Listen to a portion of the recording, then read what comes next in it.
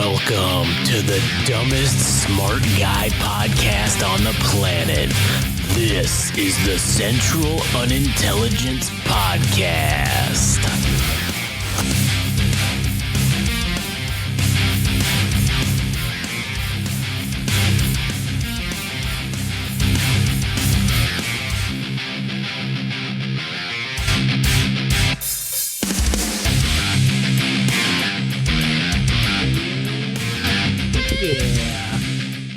That's right.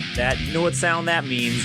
That means it's time for another fun-filled episode of Doom and Probable Gloom on the Central Unintelligence Podcast. This is episode number 24. As always, well, maybe not as always, but as usual, my name's Josh. I'm here today with Adam. Howdy.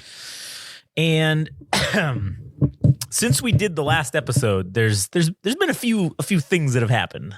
Oh, tell me more. A few little tidbits of things, and there are a few topics that I want to discuss today, and one of which being the hack, or well, outage, I guess is what we'll refer to it as, the AT&T network going down across the entire country for like 18 fucking hours.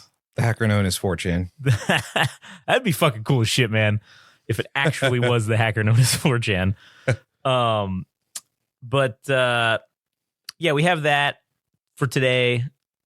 I think that'll probably maybe be the main event of the evening. I don't know. That's fine. The other topics I had, well, I guess that'll be the main, and it'll lead into the, I kind of just want to talk about cyber attacks in general. Also, one of the things I want to talk about is the current Chinese increase of activity in the Taiwan exclusion zone, because I just think that's fucking hilarious. Also, the Russian threshold, there was some documents leaked from Russia, and it was one of them that was leaked was what is the threshold for them to use like tactical nuclear weapons in combat, which we apparently had thought the bar was a lot higher, and it is definitely not. It is a very low bar for them to be able to just be like, oh yeah, let's just... You talking about retaliation? No, I'm talking about initial use of tactical nuclear weapons. So these aren't like the full regular nukes. These are just smaller. They're tactical, where it's instead of taking out, instead of incinerating everything in a 10-mile square radius, this just incinerates everything within maybe like a mile. Which probably works out better, because it's like you irradiate a whole region, and then you just have a whole bunch of sick people. Some people die, but most of them just get sick from radiation poisoning. Right, yeah, basically. And then I do want to talk about this country in West Africa, which I'd never heard of before until I saw a tiny news blurb on some fucking weird website, and I actually looked it up, and it's fucking crazy. It's this country called Burkina Faso. It's in West Africa, and... Sounds Portuguese. It might be. I haven't fully seen the whole issue, the history of the country, but there is something going on with them right now that's interesting. So, maybe we'll just open with that, because I find that interesting. So, Burkina. Yeah, I don't even know if I'm fucking saying it right, but it doesn't matter, because I mean, doesn't matter. You don't know. Yeah, I don't know. You don't know what you don't know. So Burkina Faso is a country in West Africa. All right, it's 274. Well, it's 105,000 square miles, basically. So 100,004 square miles. 105,000 square miles is how big the country is. Dude, imagine if that's the size of San Bernardino County. Well, you know what? I can tell you right now, square mileage. Let's just see San Bernardino County, because that's the largest county in the United States. In the United States. So okay. I feel like it's 100,000. Oh, no. Plus. It's only... San Bernardino County is only 20,000 square miles. Oh, all right. So it's 5 times that. It's roughly 5 times that. So wait, did you say 100? 105,000. 105,000. I think you said 150,000. Okay. No, all right. So it's 5 times bigger than the San Bernardino County, which honestly is maybe the size of Southern California almost. So I mean, it's like a decent size, decent amount. Well, basically, they have a very large contingent of mining operations in that country, and the one thing that they mine for is gold. That's like their number one mining thing. And so they essentially just got this new president that came in, and I I don't know. It's so hard to tell. And that's one of the things that's very difficult in any geopolitical analysis when it comes to any country in Africa is it's hard to tell.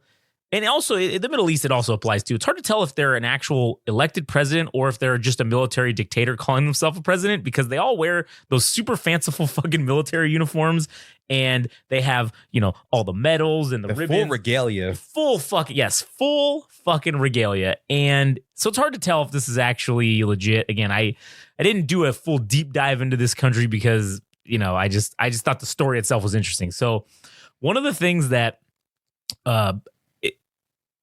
this kind of maybe ties in a little bit with Ukraine, because that's the only reason this thing even got fucking put in the news, was because Macron, the French president, yes, was talking shit saying that, oh, we're ready to send in troops into Ukraine, and who's with us? And everybody was kind of saying like, wait a minute, what? Why are the French the ones that are spearheading an effort to get troops into places? And so I've put it together that I think that the reason why they're doing that is because this country, Burkina Faso, their new president has just announced and said that they will no longer be sending the gold ore for refinement to Europe, because they would take basically all the gold they mine and they had no capability to manufacture it, I guess, or I don't know what the word is, but process it, I guess, or refine it. Yeah. So all of the refining of the gold was going to Europe, and the biggest country that it was sent to was France. And they were paying, I imagine, a shit ton of money to have this shit refined and then sent back to, maybe not even sent back to them. Maybe I think they were just actually, whatever companies were doing this, they were just selling it on their behalf and then charging them what they charged them to refine it and then sending this country in Africa the remainder, and probably taking advantage of them, I would imagine, because how the fuck are you going to know? I mean, sure, you can kind of know how much gold you're sending them, but really when it comes down to refining it, you're never going to get 100% of the weight back of what you actually refine, right? So if you go in with 100 pounds of gold, you might only end up with like 90 of actual usable, gold or whatever. Purified gold to utilize in, whatever, semiconductors or fucking electrical fucking plugs, whatever the fuck, their Rolexes, whatever the shit they're using gold for now. And so I found it very interesting that as soon as this happens, now the French are calling to like activate their military to do something. And I think it's just a cover for them to bolster up their forces. And I have a feeling in the coming months that this small country in West Africa is going to have some sort of coup, or there's going to be some sort of shit that goes on. And well, the European nations, primarily likely being France, they're going to have to just come in and just send the peacekeeping forces in to, keep the peace. Because this guy who is the new president, he was very adamant and quoted in the thing as saying that we are no longer going to be taken advantage of by the Europeans, and we now have the ability to refine the gold here ourselves. So we're not gonna pay someone else to do it anymore. We're gonna do it all ourselves, and we're gonna sell the gold at market rate, or whatever its value is. Yeah, whatever the value is, and then they're gonna be. So they've now effectively cut out a European middleman when it comes to the refinement of their gold, and I think this could also see a decline in gold prices in general, depending on how much they can put out there, because, hey, they might be able to say, well, shit, we want to move this. So let's sell it for a little cheaper. We're still making way more money than we were making before. And we're basically guaranteeing that our shit's going to get sold. So they saturate the gold market. Therefore, it would plummet. Well, not plummet, but it would increase the value of gold. Yeah, because at its current value. Well, yeah, because then they're selling it for cheaper. So if they're selling it for cheaper, then you're speculating that it'll go down. I think it'll. I don't know about if it'll make it, go down in 25%. I'm saying maybe like it'll be a 5 to 10% reduction in the price of gold. But if you're a gold wholesaler or wholesale purchaser, I guess, if you can get your shit for 5 to 10% cheaper than what everybody else is selling it for, well, then you're going to sell your end product at the same price, or maybe even increase the price. So that could potentially give you 5 to 10% savings on the cost. So you're going to make immediately a 5 to 10% increase in profit. And even if you then say, fuck everybody else and let's increase the prices anyways, oh shit, you could be making 20, 25% extra just because this country decided, oh, hey, man, we're going to fucking sell it ourselves. Or you front run it and sell everything you have and then buy from them if you can. Yeah. So at a discounted price. Yeah. And what's crazy is their GDP, they only have about 20 million people that live in this country. Mm-hmm.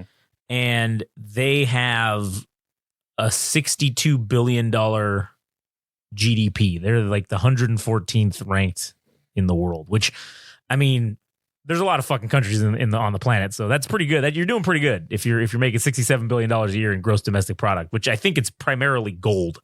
Is primarily what their their deal is. And what's funny is they're on the what is it, Greenwich Mean Time. They're like in the zero. They're at the +0. Like they're literally like smack dab in the center of the world too, with that, like, what is it? Is it the prime meridian is the one that goes right down? Yeah, because the equator is the one that cuts us in half horizontally. And I think the prime meridian is the one that cuts us in half vertically. So yeah, they're like right on that, because I just thought that was interesting. So, so you're suggesting that that France is trying to create an excuse to send in soldiers, so that's the cover for them to bolster their armed forces, and then say, "Oh, well, we got to help out." This what was the country's name? Burkina Faso, and say, "Oh, this was an illegitimate presidency. We kind of have to go in. Yeah, we need to check things out. Maybe we'll hold it down for a minute just to make sure everything's all right, just so that they can." Yeah, we'll make sure elections get everything's sound. Yeah. And so the majority of the population in that country is Islamic. So that's another interesting, point of factor, that their government is, what is it? They in 2022, they had a coup, and then, there was a change of power, and then they had an Islamic like revolution right after that. Mm-hmm. And then they've been basically combating, I don't know, I guess ISIS or some form of whatever the African version of it is in that area. And they've been battling it. So I think that's probably going to be the excuse. Oh, we're just coming in to help. Yeah, we'll just help you out with your little ISIS problem. Some Helldivers. Oh man, some Helldivers rhetoric. We're trying to help democracy. Yeah. Would you like to spread managed democracy? Man, speaking of a game that's like perfect for people who like this podcast, man, that game fucking it is so great. But anyways, so I do think that there's conflict coming in that region for sure, likely over these issues with the gold. So, yeah, I guess that's pretty much all I had about those dickheads over there. And where are they located next to? What countries are they located next to? They are they're in the upper, was it the upper western region? So like northwestern region, I think. So is it like Morocco? It's bordered by Mali to the northwest, Niger to the northeast, Benin to the southeast, Togo and Ghana to the south, and the Ivory Coast to the southwest. So they're on where is it on the map? Well, yeah, so they are landlocked. So they're in the northwestern part of the country. Yeah, yeah. So, that does suck. And what's funny is their motto and all their shit, like everything's in French. So, oh, okay. So maybe it was. I think they were not a protectorate, but like a colony, I guess. Yeah. Of France at Good some old point. Imperialization. Oh yeah, because they use the West African franc as their currency. So, yeah, I think that there's definitely their form of government. It's listed as a unitary republic under a military junta. So sounds complicated. It is super complicated. And what's crazy is that part of the world, at least that African continent, there are a lot of very complicated systems of government that are there. And there's a lot of very complicated ways by which they have come into power. And what's fucking hilarious is the country Liberia.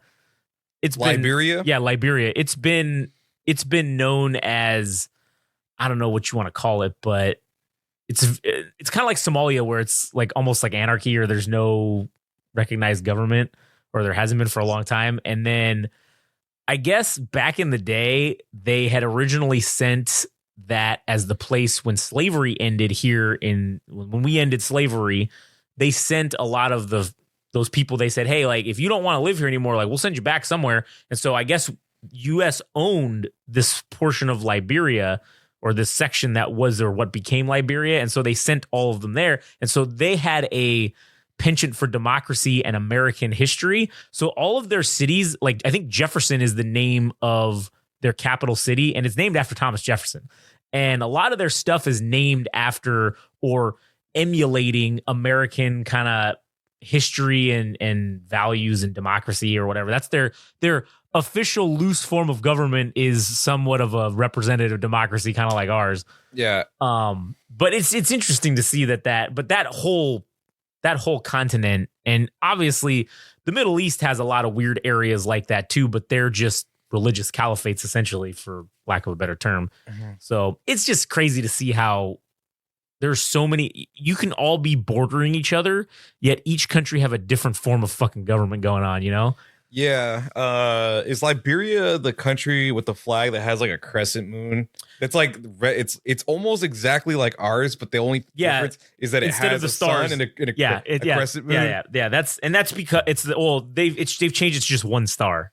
Oh, it's one star. Okay. Yeah, I don't think they're fully Muslim nation or whatever. But yeah, Liberia, like their official language is English. That they don't speak African, nothing. Their official language is English.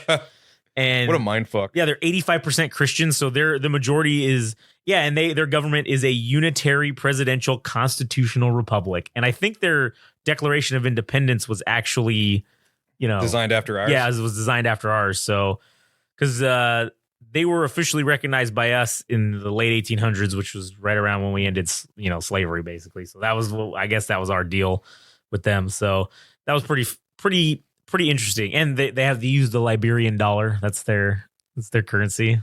So it is for Africa itself.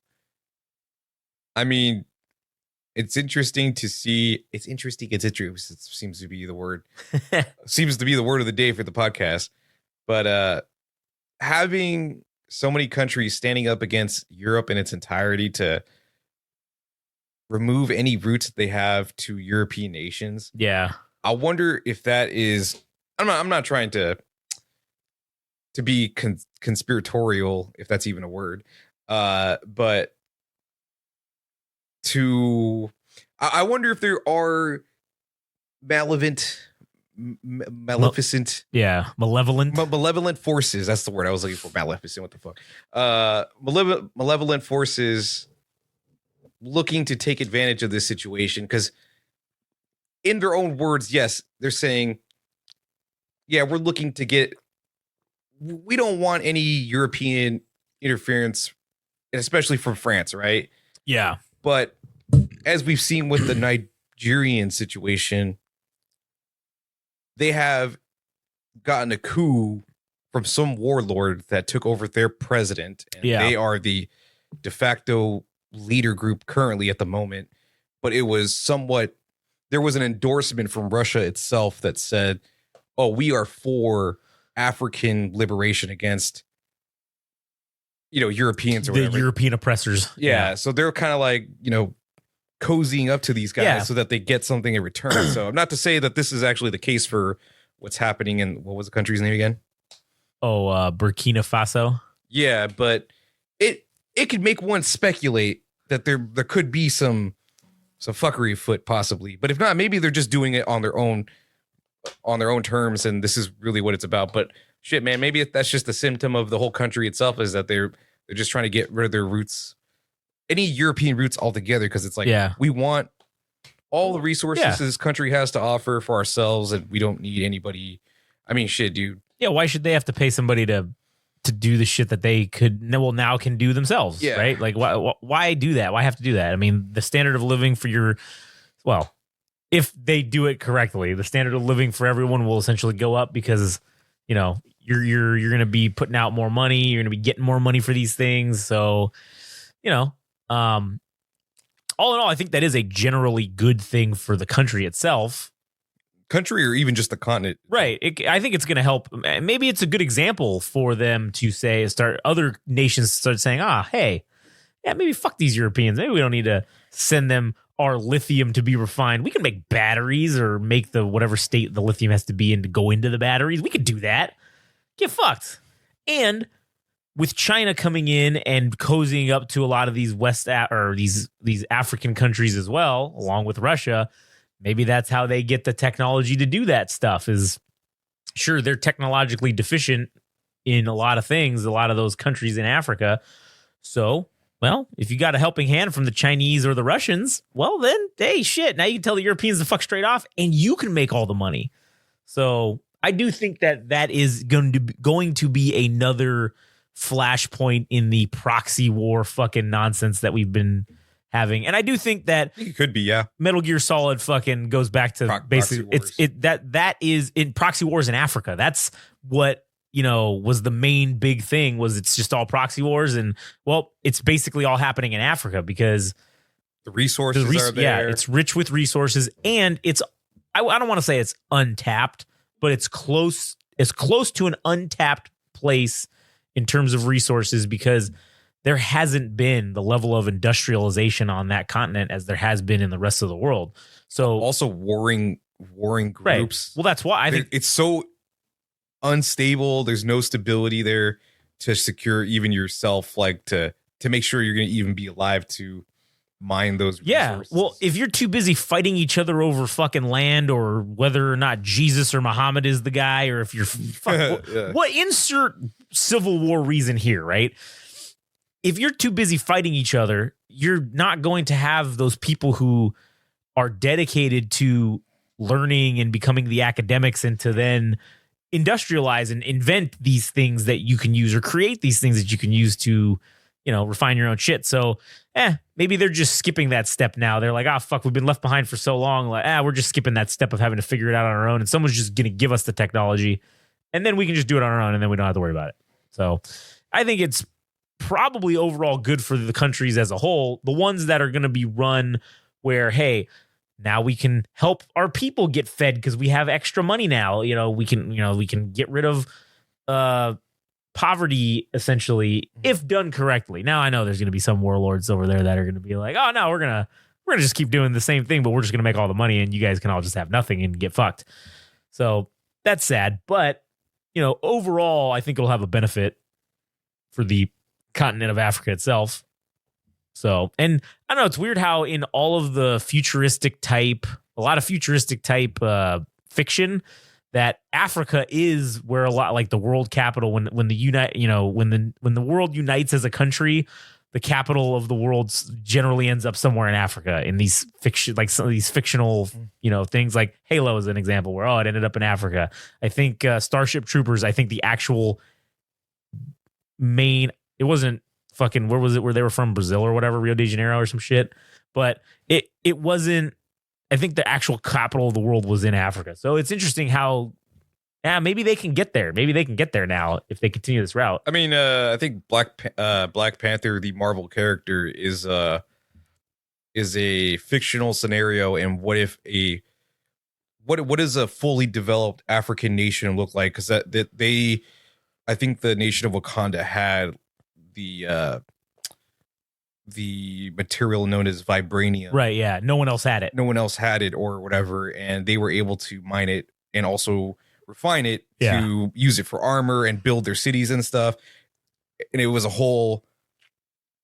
that fictional character in that fictional world is like a whole how the future of Africa could look, but that's not really the case that's not the reality. That's not the reality of what it is right now. Currently, no, it's definitely not there. But I think the potential is definitely there if all the other major powers stay the fuck out of it. Yeah. And don't then say, and if they end up replacing the civil wars with proxy wars, then the shit's going to stay the same. It's not going to go anywhere. Yeah. So I think all these other big ass countries need to just keep their fucking nose out of it and just let them cook. Let them cook. Let them figure it out for themselves. Yeah, and just see what happens, It'll be funny if one country really develops and then everybody's like, hey, these guys are fucking making money and lived good. let's go invade their ass. So even amongst themselves, they're like, can't even have anything nice. No, man. This is why no one on the planet can have nice things. It's because of that same mentality. It's like, hey, wait a minute, you're doing better than us? Nah, fuck you. We're gonna take your shit. Yeah. And then not know how to do with it.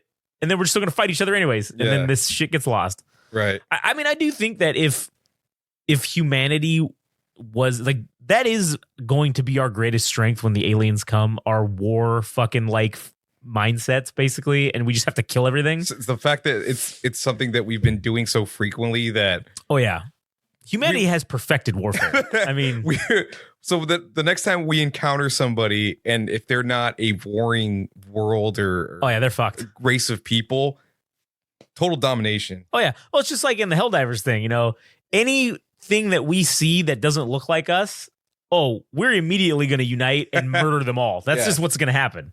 So it'll be interesting to see. But anyways, so one little thing I wanted to go into China, I guess, a little bit here with the increase in their incursions into I think it's called the ADIZ, and that's ADIZ, and I forget what the acronym is, but let me see if I can find it right here. It's it's the Air Defense Identification Zone. So it's part of their exclusive rights to their waters that they own or whatever, right? Because you're saying Taiwan? Yeah, I'm talking about Taiwan. Sorry, I'm talking about Taiwan. That the Chinese, they continue to do these little incursions and these, I guess you can call them test runs, or military exercises. Yeah, I don't even know if it's military exercises. It is just penetration drill or a penetration test to see how far they can get until they're noticed, right? Or to see when they are noticed, what's the reaction? What do they do?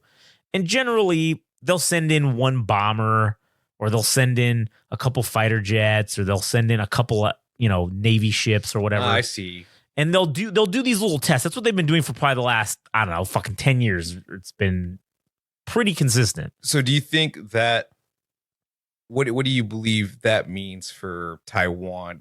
Is that to provoke them to see what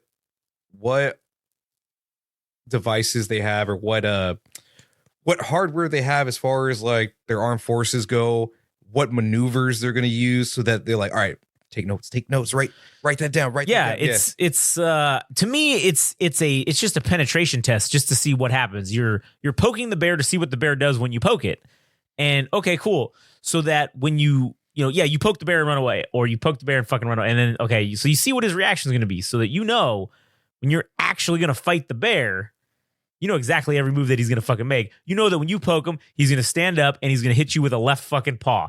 All right. So you're already prepared for that. So you can duck, and you're going to come up with a right uppercut, and you're just going to knock that son of a bitch out. Right. So that's the boxing equivalent, or animal boxing equivalent of what I think the Chinese are doing. They're just testing to see what every little scenario that they can pull, what is going to be the response, so that they know when they do launch a full scale invasion of Taiwan, what the exact playbook that the Taiwanese are going to use. And it's one of the things that, I mean, hey, I respect the hell out of the Chinese for the way that they operate in terms of their adherence or their reverence to history. And they definitely learn from their shit. And sure, maybe their communist government's not necessarily fucking the best option, but they at least can take what they're doing and they can learn from it and apply it to whatever the future is going to be. So they've been doing this for 10 years. And who knows how long until nobody fucking knows when they're going to actually go and maybe invade, or maybe they don't even want to fucking invade. Maybe there was just a feint all along that they're not even really interested in Taiwan, that there's other things that, we've put so much money into Taiwan, and they have some other objective that we never even fucking thought of. That very well could be the case too. But if it is Taiwan, they know exactly what's going to happen when they do this. And so this one that they just recently did, they've been doing these things where they've been putting like 20 ships and 100 fighter aircraft and 20 bombers just to kind of fly around. They don't penetrate the zone. They don't do anything like that, but they just kind of fly around, quote unquote, like you said, military exercises. And so this one that just happened a couple of days ago, when they penetrated at the same time with, I think it was like 6 naval ships. They penetrated it, and then they penetrated with like 10 fighters, and then I think like 2 bombers. So this was kind of a big one, like one of the biggest ones I think they've done either ever or in a very long time. And it did evoke a response from Taiwan, and they were like, oh shit, here we go. It's happening. And then I said, nah, man, it's not happening. That's all the Chinese are going to fucking come at you with everything they got when they're ready to take your shit, because they know that we're going to jump in, right? So they're sending less than 30 pieces of equipment. They're not invading yet. Don't you worry. But they got a response, and they saw what that level of response was, and now they know. What's to say that China or Taiwan won't do the exact same thing and do a switch up on China itself as well? Like, I mean, they could. They show weakness. They show weakness in their maneuvers or whatever their defenses are. Yeah, and say this is what we have. Yeah, which is why I think they only sent up like 3 or 4 fighters. They didn't send up a whole shit ton. They just said, we'll just send them up there. Oh no, you guys got us. Yeah, but which would be genius on the Taiwanese part, is to just trick them into thinking that all you're going to send is a couple aircraft when you see these things, and then that way when it's the real one, oh shit, for the first initial wave it's only a couple aircraft, and then what if they did that? Because if it escalated in terms of how things are perceived, if China did all these things in terms of all their hardware that was out and about, right, and there was only 4 things from Taiwan itself, psychologically that says the smaller number looks like the victim. So if it escalates to war, then Taiwan would be in the right to retaliate versus say if China was doing these maneuvers and they crossed the line, it could be disputed about who did what first, but it won't really matter because like that'll be obscured, right? That'll be obscured. But for Taiwan, they're kind of using their vulnerability, right, in their favor. Yeah, they are, and that's smart. But I honestly don't think that on the global stage, I don't think that there are a lot of countries that are neutral when it comes to this issue with Taiwan. And I'm sure Western nations are down with Taiwan itself. It's everything else. Well, BRICS is obviously down with China. Yeah. And I think a lot of the countries that, I should say this, the countries that can't do anything about it, they're the only ones that would have a non-interested say in, oh, this is outrageous that the Taiwanese were attacked by the Chinese, right? Sure, that may sway them onto the other side or to the ally side, I guess, if you want to call it that. But there are countries that China doesn't give a shit about because they're not going to do anything anyways. They can't do anything. It's smaller nations that aren't going to do shit, or that aren't already in NATO or aren't already aligned with the United States. Yeah, maybe they didn't bend the knee to China and say, oh yeah, we'll help you out or you help us out, blah, blah, blah. But China's like, hey, we don't give a shit. You're inconsequential to us. So we've already got the battle lines drawn. It doesn't matter if you go on their side. It'll make no difference in terms of what help you could provide to, They're the moral police, like the smaller countries and the moral police. The same way that Ireland was stopping, or rather not endorsing Israel and their attacks. Yeah. They're the moral police. They get to say, we're not down with this shit. And then everybody else gets to say, who fucking asked you? Yeah, basically. That's what and then as we all know, the winners write the history books, right? So if China were to win and they'd say, well, what do you mean? We won, so go fuck yourself. What does it matter? What are you gonna do about it? That's wrong. Yeah, that's wrong. And who gives a fuck? You lost. Yeah, we own it now, so get fucked. So I do think that this is just indicative further of there going to be some conflict directly between the US and China, and between NATO and Russia, which I guess this can also segue into the next topic of the Russian nuclear response. Man, I always thought that, much like probably most of the people that are here, that we generally have just a retaliatory strike mentality, right? And that's kind of how I think everybody was really going, saying, okay, listen, we know we got all these nukes. We're not going to do anything with them unless you do something with yours first. So if you launch yours, we're launching ours. But we're never going to launch ours at you first. And you say you're never going to launch yours at us first. So it just keeps everybody in that, standoffish, like we're all on the same page type kind of mentality with the use of nuclear weapons, right? Yeah, stalemate. Right, basically. Well, the Russian utilization of what they're referring to as tactical nuclear weapons, and I think the U.S. policy on tactical nuclear weapons is actually classified. So I don't think we'll ever know, unless someone leaks it, what our threshold is for utilization of it. But I would imagine it's much like, hey, if you use nukes, okay, man, maybe we won't start off. If you just use one, well, maybe we won't start off with the big bastards. Maybe we'll just start off with the little tactical ones and to see if you stop. And then if you keep going, all right, then we're going to get out the big ones. So the Russian mentality is their threshold is any attack by any other country on Russian soil is grounds for immediate authorization for the use of tactical nuclear weapons. So if the Ukraine sending drones, I don't know if that technically would count, but if the Ukraine were to send in some people and incur into Russia, now whether they would use them or not, I don't know, but under their policies that they have and their thresholds, it would be acceptable to use tactical nuclear weapons on the invading force. And I just kind of thought that was very interesting because, yeah, I get it, right? If you're having not an existential threat to your fucking society, but what is that called? Like, man, I took a screenshot of it. Oh, yeah. Seems excessive, though. Yeah.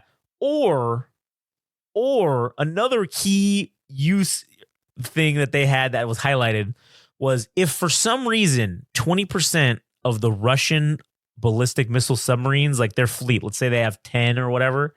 So if 20% of them, which would be 2, right? If 2 of them are destroyed, automatic use to use tactical nuclear weapons. It's automatically in the green.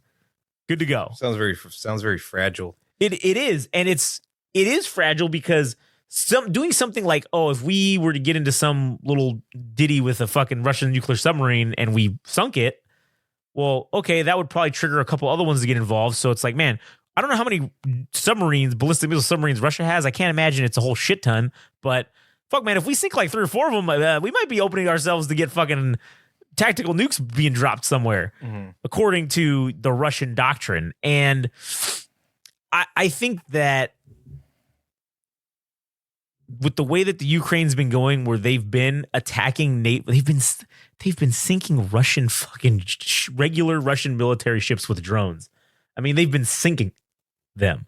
So that's great. It is great. And it's funny. It's hilarious because if that's how fragile their shit is, and we get into any situation against them and we start, taking a couple of those out, it is a very quick escalation to the use of nuclear weapons. And again, tactical nukes, yes, are much smaller in payload and yield in terms of their devastation as opposed to the regular, nuclear weapons. But I just think that's that whole thing, the minutes to midnight thing, I don't know exactly what we're at right now. I think we're probably, I don't know. On the official clock, I might as well just look it up and see. Who fucking knows? It's probably like 30 seconds to midnight. Tuesday clock, 2024. Let's see what it says. A minute. Oh my God, it's 90 seconds to midnight currently. And 30 seconds, yeah. So I would say, and their main use for a reason is nuclear threats and AI threats. A fucking I. So I would say we're probably, because they only update this, I think, like once a year. So I would say we're probably closer to 30 seconds or a minute. I mean, maybe 45 seconds to midnight with this shit escalating and the precarious position that we all find ourselves in. And just to kind of give a slight update on the Ukraine war front itself, even though, I mean, shit, this has been going on for fucking 2.5 years now, basically. The tide is starting to turn. Like, against who? Against the Ukrainians. Because like I had mentioned at the beginning when we first started doing this podcast and we were really going deep into the whole Ukraine-Russia, war, I had said, and I still stand by this, that there is a number. Don't know what it is, but there's a number of Russians that if they put that number of Russians in country, there's not a single thing that the Ukrainians, no matter how much technology they have, will be able to do about it.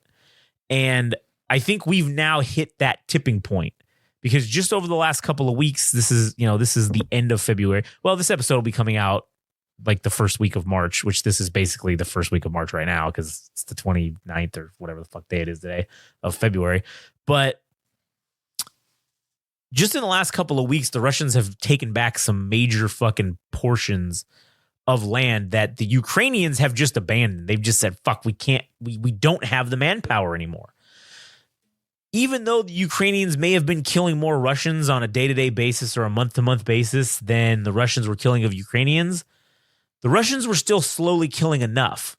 And once you get to that point where you've killed enough, they just strategically can't hold land. They can't hold things. And, you got enough guys. You just walk right in and take it over.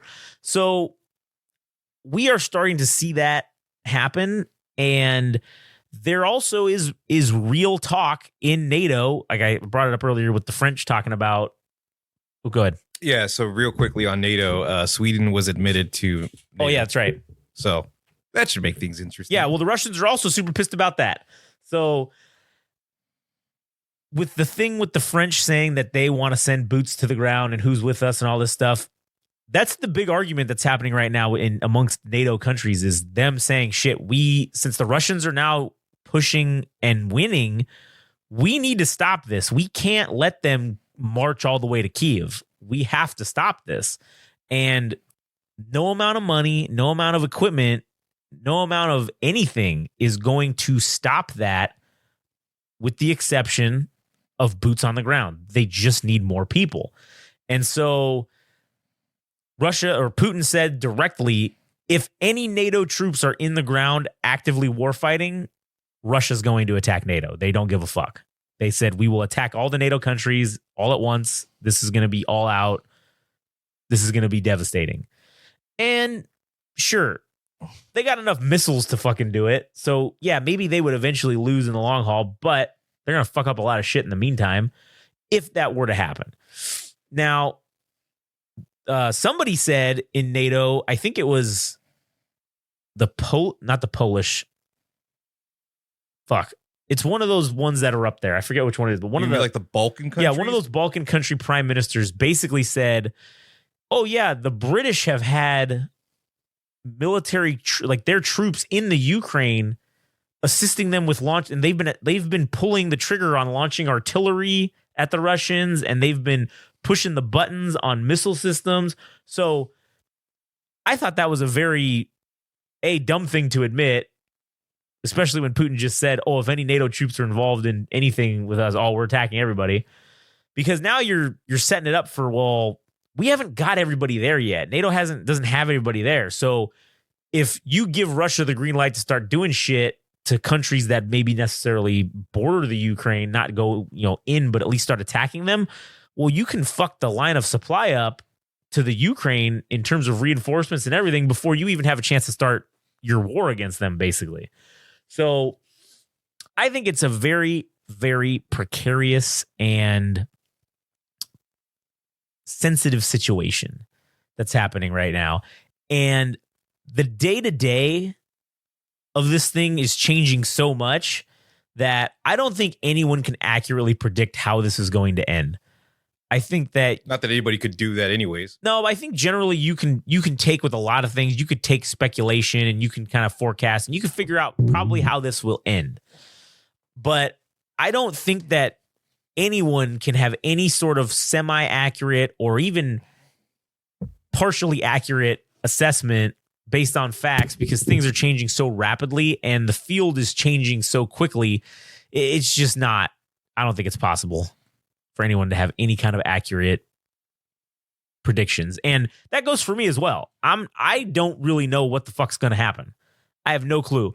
I've been seeing a lot of people on the internet saying this and saying that. And yeah, listen, a lot of this shit is doom porn, right? We've kind of talked about that before, where this shit is just doom porn. I like doom porn.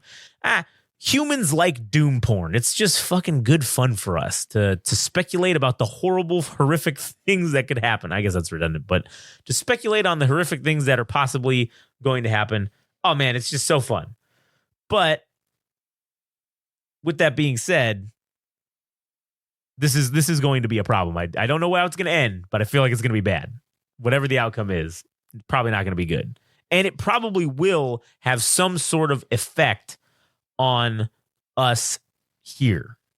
I don't know how or what exactly, but I do think that the rippling effect of a direct conflict between NATO and Russia, with the possibility of a direct conflict between Israel and Iran, with the also possibility of a direct conflict between the Chinese and the USA, happening either all at once or like dominoes kicking off one right after that leads to the other.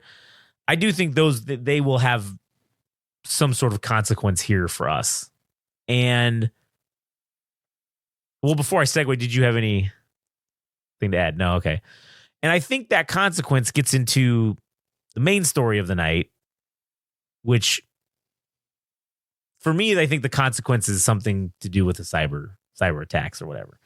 Now, before I get into that part, AT&T had an outage last week or 2 weeks ago now. And the entire cell network in the United States went down at, I believe it was like midnight our time. So it was probably 3 a.m. Eastern time, somewhere roughly around there. And it did not get fully resolved until I think it was right around 6 p.m., 7 p.m. our time was when it got finally fully resolved and every customer was back online. They didn't even get get half of their customers back online until 12 hours later, till like noon. Well, noon our time. Then it took another 7 hours to get everybody else kind of back up and running. And so the official story from AT&T was that they were upgrading their service towers and there was some sort of incorrect process that was executed by a program, and that caused the entire cell network to shut off, basically. So, or to not allow transmission. So no one could make phone calls. Texts would not go through. It was weird because you could send a text. You could get a text if someone sent you a text from another carrier. You would receive that text message, but you couldn't send out anything. So it didn't just affect AT&T. There were some Verizon, Sprint, T-Mobile, well, not Sprint, but T-Mobile subscribers that were affected by this, but it was primarily an AT&T issue, and any subsidiary that runs off AT&T network, like Cricket Wireless, I think runs off of it. You know, I don't know if, what's the other one? The Boost Mobile, where you at? Like, you know, I think they run on AT&T's network. So those people, all the subsidiary networks were all done. Nobody was being able to do shit. And I initially found out about it on Twitter, and I was just dicking around and I was just scrolling and I was bored at and I look and I see somebody say something about, hey man, anybody else got AT&T? Because my shit's not working right now. And I just double checked and, I paid the bill. So I don't know. And then other people started doing it. And then slowly over about an hour, it was the number one trending topic on fucking Twitter with AT&T. And everybody was losing their mind. Hey, why the fuck are none of us being able to make phone calls? So I thought, oh shit, I wonder if it's everybody. So I have Verizon, so I was using it. Now my shit works. Some people that I was with have AT&T, and yeah, their shit didn't work. So like you would try to call someone from an AT&T number, and it would just do that, like it would give you that tone about, oh, this number is not available. And anytime they would try to call you out, nothing would happen. It would just go and it would look like it's calling, but then you would just hear nothing. And it would just be, that was it. Couldn't do shit. And AT&T didn't even acknowledge that there was something happening until I think it was like 11 a.m. after it had been going on for almost 6 hours. They finally said, oh, we know there's an issue, but don't worry about it. Nothing to see here. Move along. We're working on it.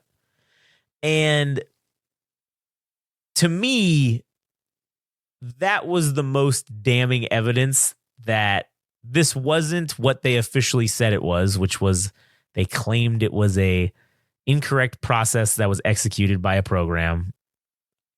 I don't think that's, if that is the case, then that is wow.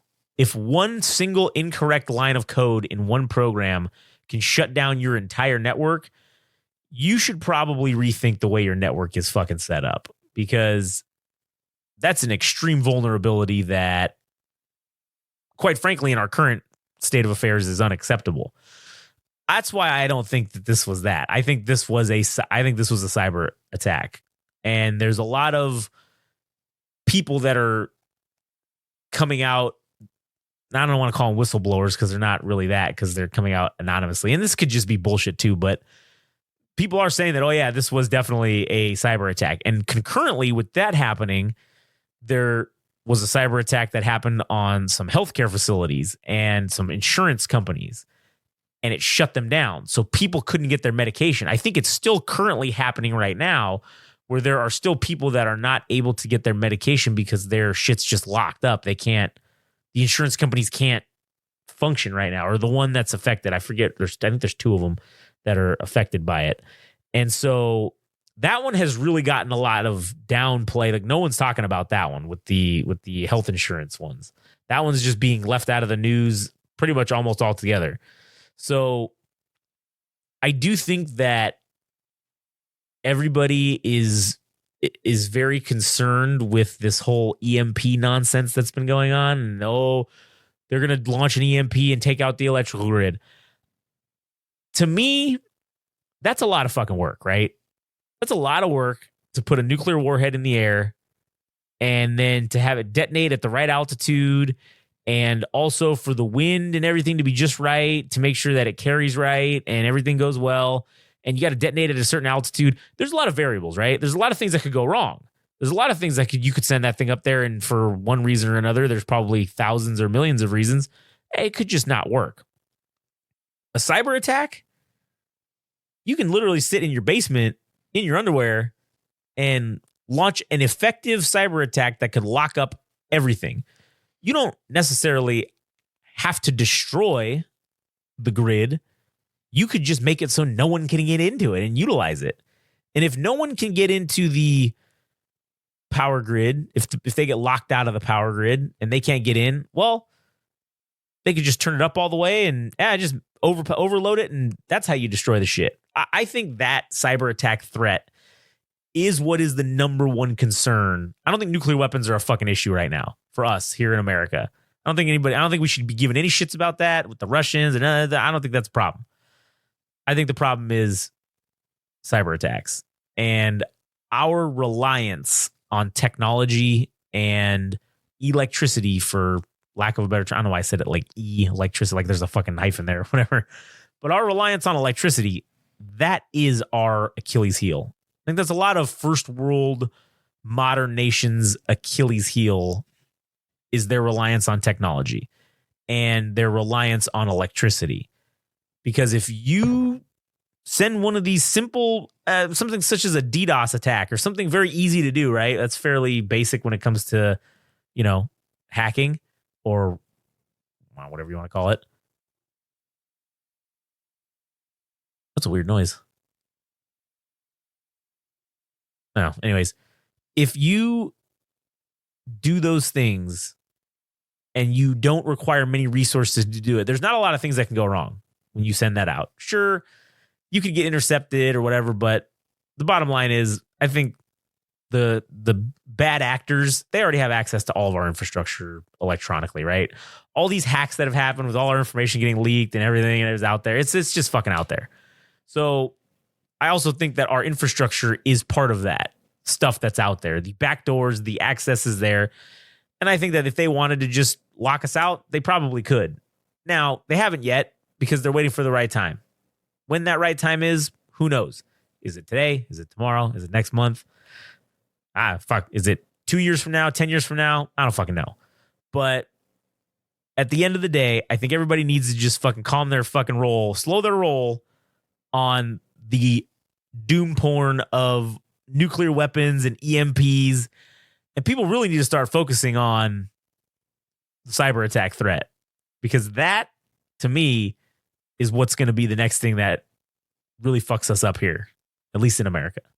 So I don't know. It's crazy shit. This AT&T thing is really just an example of the bigger issue or the bigger problem, that our shit's too vulnerable.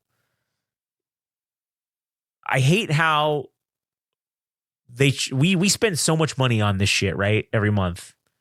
Or people have AT&T. I'm sure it's not much better in price than what I pay at Verizon. Sure, maybe it's a little cheaper, but for all the money we all pay for all these fucking services, and it could just be turned off and the company has no control. Man, you guys didn't spend a little bit of our money on fucking investing in like some upgraded security or, anything like that. You guys couldn't have spent, sure. I'm going to ask you to spend $1 trillion, but Christ, you couldn't have peeled off $1 billion of your profits, which I'm sure they were in the hundreds of billions. You couldn't have peeled off $1 billion and said, you know what, guys, we really need to upgrade our fucking cybersecurity, and we really need to hire some people who are experts in the field of this type of stuff. And I'm not talking about assholes who went to college and have a degree. I'm talking about those dirty motherfuckers that literally sit in their mom's basements and they taught themselves how to hack. All right. Those are the guys that they need to be fucking hiring to do this shit and help them to make sure our shit fucking works. I'm sure that's the case. Like they have white hat. Yeah, that's what's called. Yeah. The white hat hackers, right? Yeah. I'm sure that they have some. But whatever it is clearly not enough. Whatever it is that they have, whatever they're doing is not enough. And they need to step up the fucking game here, because just like with there's a city in Northern California right now that is under some cyber attack. I think it starts with a V. I don't want to say it's Vacaville because I know that's not it, but like Vasilia or something. But yeah, something like that. And they're currently under a cyber attack, and they like their city. I can't remember. Let me just Google it real quick. California city cyber attack 2024. Where was it? Oakley? Oh, Oakley. There you go. That's what it is. Oakley was one of them. And I think Pleasant Hill is the other one. And they received these ransomware. It was just a ransomware attack. It was just a basic ass fucking thing. It wasn't even anything too crazy. And like the city had no running water for several days. And honestly, I think they just paid them off. I think that's what they did. They just paid them off so that they could turn this shit back on so people don't fucking riot in the streets as to why they can't have running water or electricity or whatever. And so if that happens on a national scale, who's going to pay them off? And what if it's not someone that's attacking us that's, a private group or whatever? What if it's the Chinese or the Russians or whoever? And they want to attack. There is no paying them off. There is, your shit just doesn't work anymore. And the only way you can get it to work is you got to buy new shit. But you can't buy new shit because you don't have electricity to order the new shit with. And you don't have phones to order the new phones. And one of the things that really about this AT&T cyber attack, or I should just call it incident, because, still technically we don't know for sure that it was a cyber attack. But this AT&T incident, what really set it off was people trying to call 911. And when they were trying to call 911 and you call that number when you're having an emergency and nothing happens, what do you do? And the shitty part about the way a lot of our systems work is AT&T or Verizon are the major carriers, so they generally provide the service to make 911 happen in all of these fucking places, in all these cities and counties and areas in the United States, right? And so if one of them goes down, it takes down the ability for the people that are on that service to call 911. It takes down cities. A lot of cities now have transferred their police and fire communications to digital, where it's run off the internet. It's not run off of the regular CB band or the radio, it's not run off of those radio bands. Yeah, sure, they have them as backups, but a lot of them are run through the internet now. And if your internet goes out, what the fuck you gonna do? No, you're not going to be able to have communications. You're not going to be able to have anything. You're not going to be able to call 911. And even if you could call 911, guess what? They can't talk to each other to send people to go help you. So the potential for devastation to me is much greater than any threat from a nuclear power or, like I said, I think EMPs are just, unless it comes from the sun, I really think that type of attack is almost unrealistic when they have the option to just do a cyber attack. Because why would you fucking send, even with the China balloons, right? I know that was another thing. Just 2 weeks later, what do we find? There's some other balloon comes over, floating over the U.S. Still don't know what it was. Still have no fucking idea. They sent up fighter jets. They followed it all the way. They didn't even detect it until it was over fucking Colorado. And go up, get it, look at it. They don't know what it is. They just followed it till it flew off into the Atlantic. So they said, oh, we think it was probably just a hobbyist balloon. I don't know, man. You don't track a hobbyist balloon if you really thought that's what it was. You don't track that shit all the way to fucking the Atlantic Ocean. But back to my point with the balloons and all this shit, I don't think that you risk putting anything on those or you do any EMPs because it's just so much room for error, and a cyber attack is just it's cheaper and it's easier.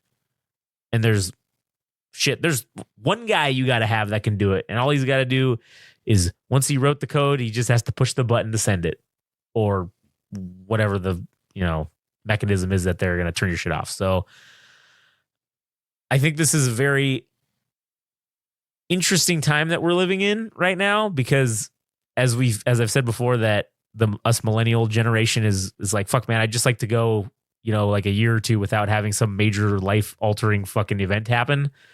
And it seems over the last 10 years, they just keep happening sooner and closer together. So the current new thing now, the norovirus is now coming out in the Northeast. There's tons of people being infected with this norovirus, the virus that's causing diarrhea, fucking vomiting, which leads to dehydration, which can lead to death, blah, blah, blah. Okay, great. Here's another one. Is this the pandemic 2.0? As I saw that stupid fucking thing that said 2020 repeats itself in 2024 because all of the sports things and everything were all the same.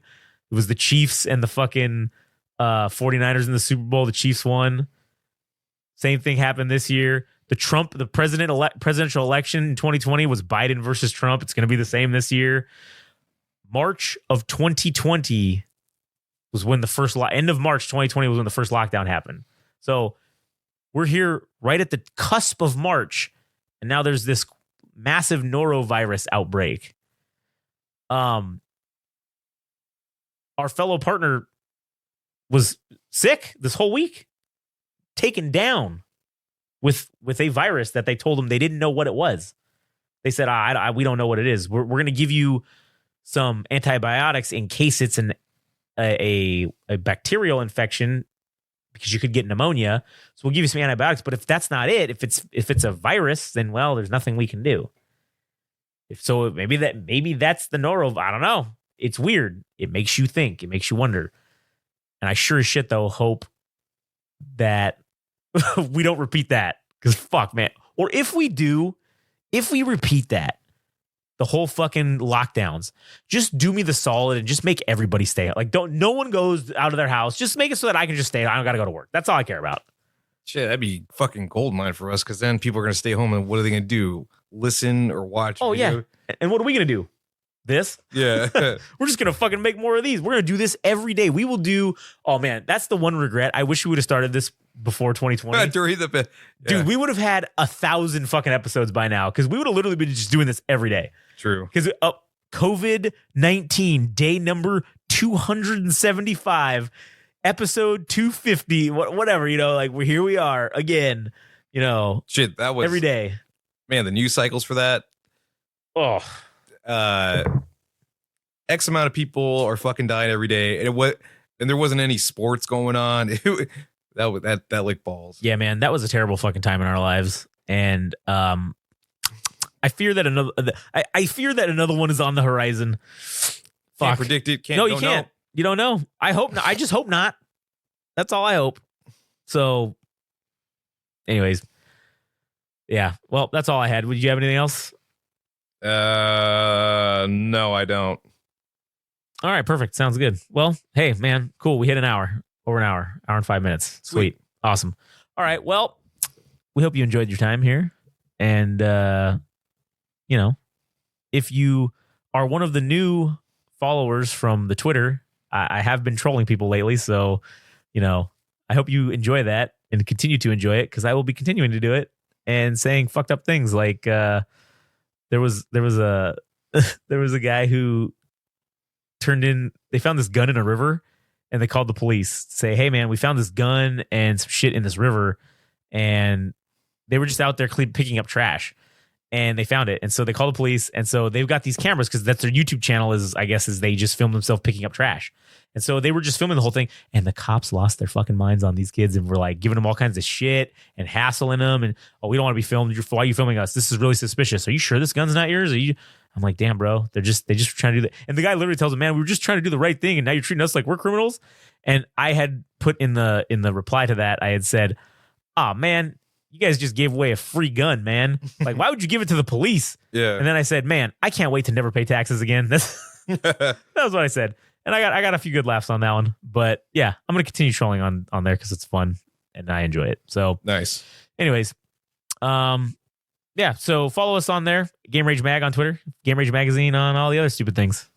And, stay tuned for the next episode, which I don't know what the hell that's going to be about, but I'm sure something's going to happen. So, fuck, if you see it on the news and it's something fucked, we'll be talking about it on the next episode.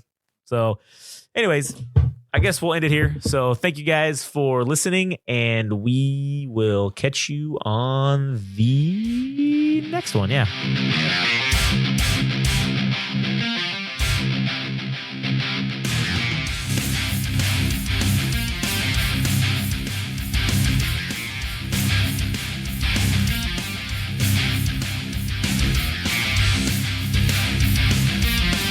That was the latest episode of the Central Unintelligence Podcast. Don't forget, subscribe and like on Instagram and TikTok at Game Rage Magazine. We're also on Twitter /X at Game Rage Mag. Also our website, www.GameRageMagazine.com.